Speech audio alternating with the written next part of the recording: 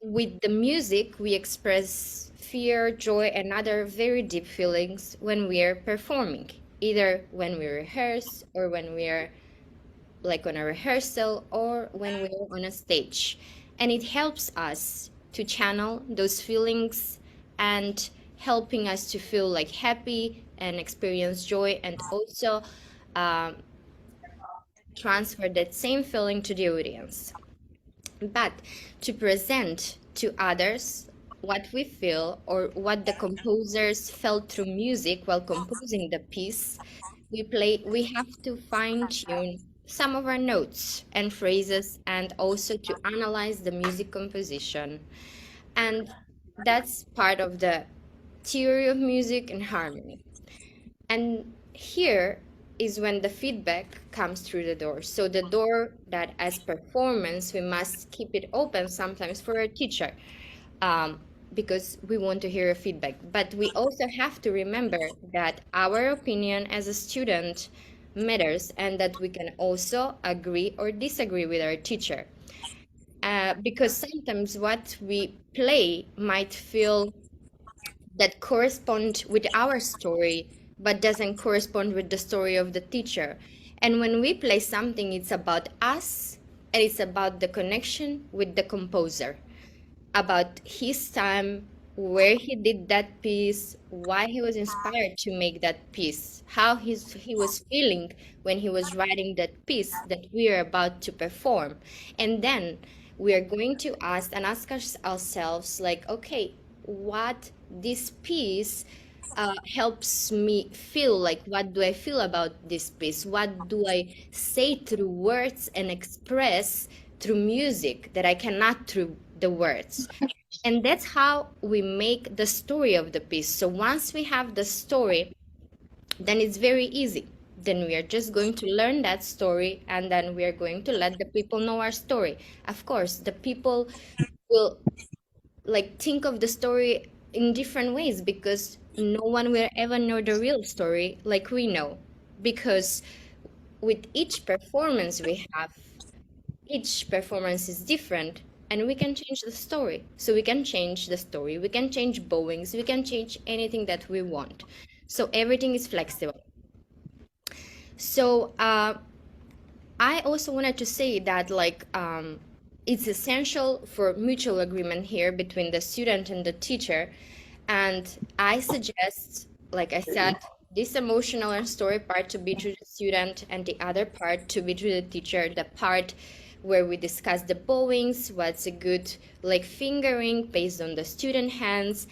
And now here, let's say, how should the teacher present that to the student and how to help him fine tune and do these things is like, let's say an example. Student is playing the piece and the teacher can have his music sheet, can have a pen or pencil, and can start, if the student is playing violin, like Sebastian, you're playing violin, and the teacher hears a tone that's not fine tuned, so it's like a little bit high or a little bit low on the string, he will circle that note and make an arrow going up or going down.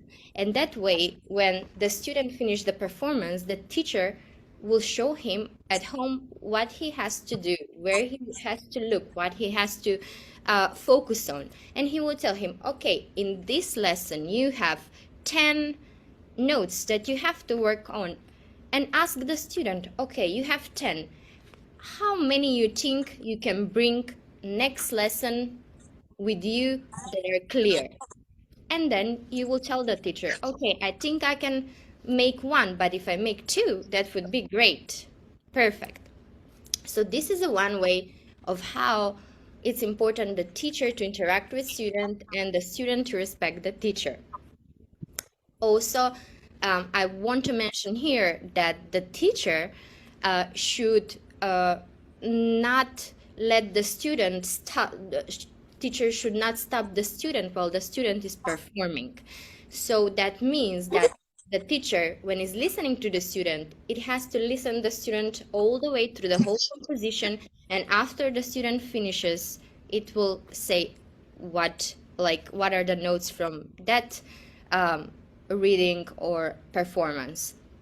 So the sometimes what happens is also a teacher's approach or when giving a feedback can make the student twinkle like a star or can self-doubt about if he's good enough, if he has to still practice. And so we have to like not fall like for that. So we have to like be aware of that.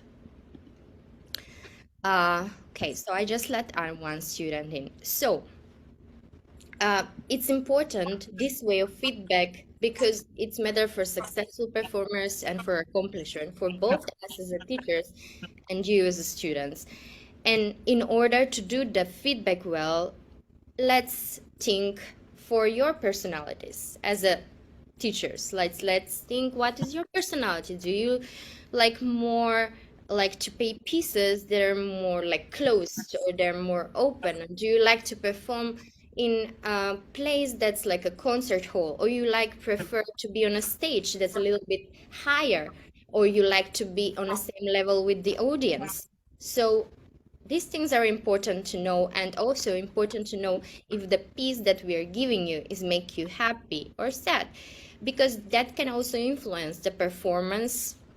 And the student might perform better on other days. Just because today was not your day, was not the student's day, doesn't mean that the student didn't practice that piece. And the teacher should know that the student might have practiced the piece, but something happened. They and all the time things happens, and then the student like has to know and don't worry, and the teacher has to support that. Um, so I don't know what happened in the room here. I guess I have to move a little bit for the light. So give me just a second to turn off the light. Yeah.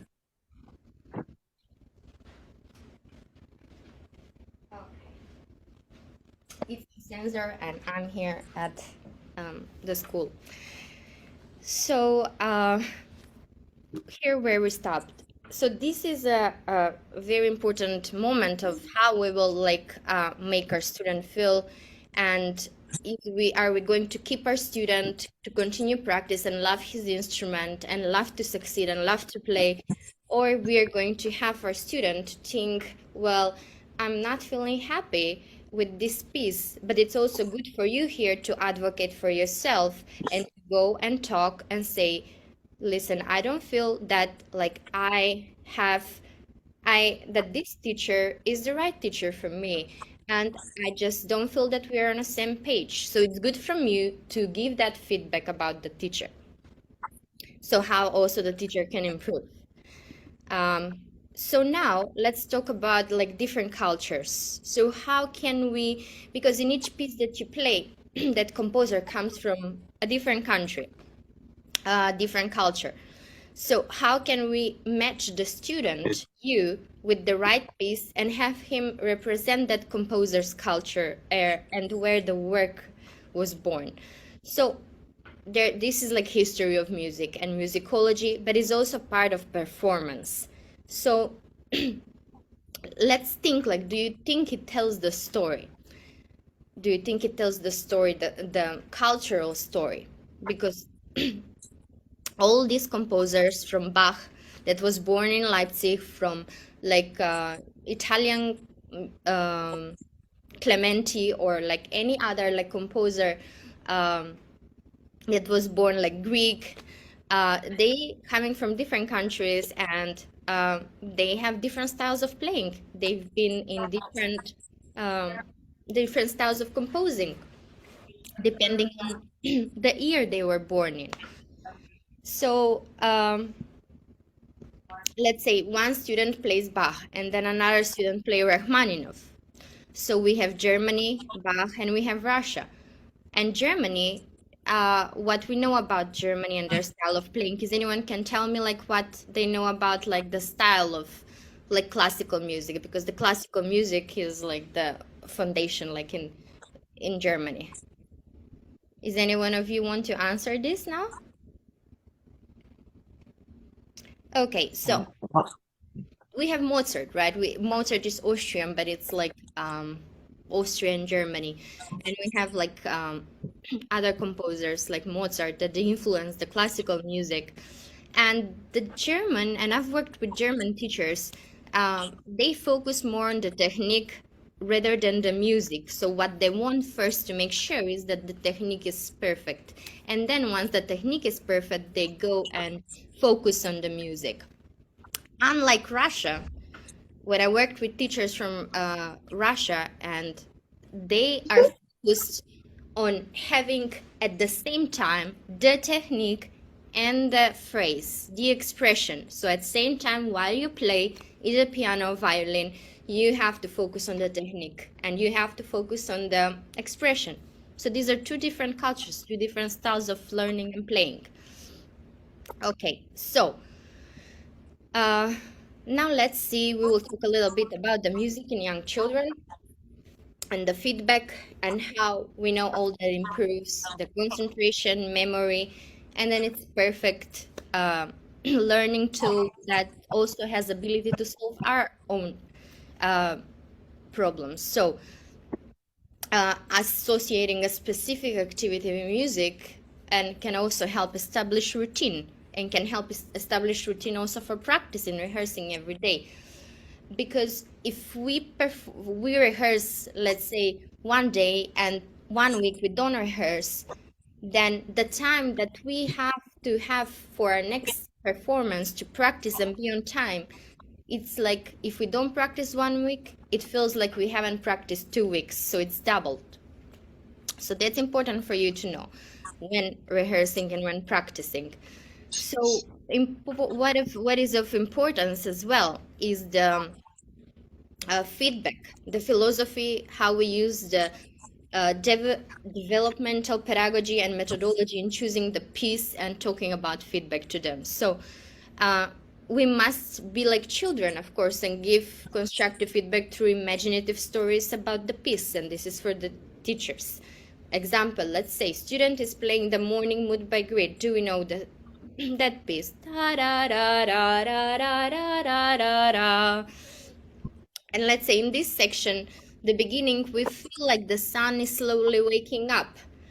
And so the teacher says here, can you please start the piece slowly and in the second half on the bow, because it's about to reach the highest point at the noon in the composition.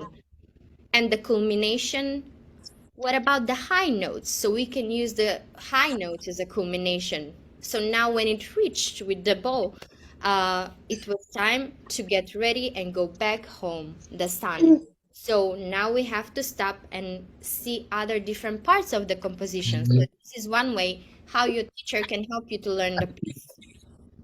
And it's a very important uh, thing. So, what is also crucial about constructive performance feedback is not just the notes and dynamics, but also the emotions and the acoustics, the instinct, the place where the performance will happen. How loud is it? Do we need a carpet? Is it a gallery made with granite that's perfect for Bach to play solo without piano? Or is it a floor where we have open air? So, where is the right place to be positioned to give the best sound? How do you feel about the way you hold the violin? How should you move or not? Or keep the upper part to keep in the same level with the nose so that like the sound stays here. Uh, so this is very important thing and it can impact a performance.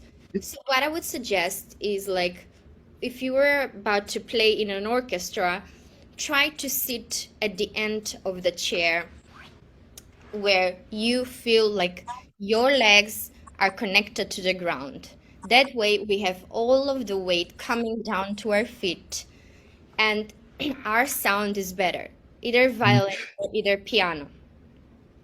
So that's a very good way. Also, what I like to do is before I perform, I like to do some like yoga postures and like some meditation because it helps to calm and helps to like to feel ready before the performance as well. Remember to what is important is not to take a breath inside, but breathe out before you start to play the piece. And that will help tremendously.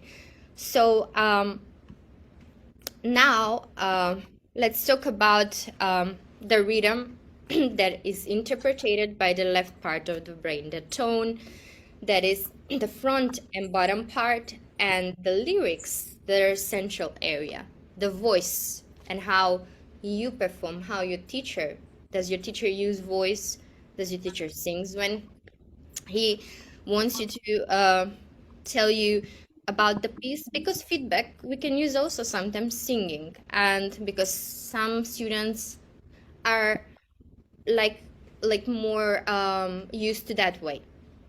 So when we blend the rhythm, the tone, and the lyrics, uh, it will touch different people and cultures, and it can provoke or revoke suppressed emotions. But here, we can decide, like I said at the beginning, is it about us that we will play? Is it part us, part the composer? Is it purely technical? And if the teacher thinks that it's purely technical, or the student, that maybe it's not the right time to give the performance because we want to tell a story. But we can also go ahead and perform technically, but it won't be the same. So it's important we really are into the piece and we're feeling ready.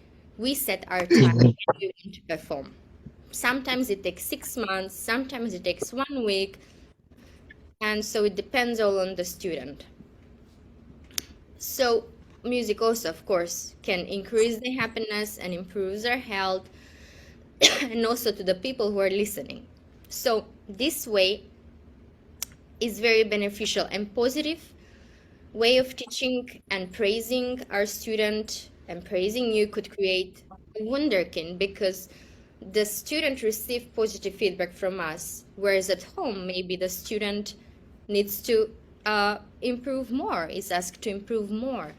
So we have to make sure that you feel safe and that you feel accepted and that you feel good in the classroom with the teacher. Okay, so now um, let me hear a little bit. If any one of you wants to play some of your um, pieces so that I can give you a little feedback. Yeah, how far we do without studying blue.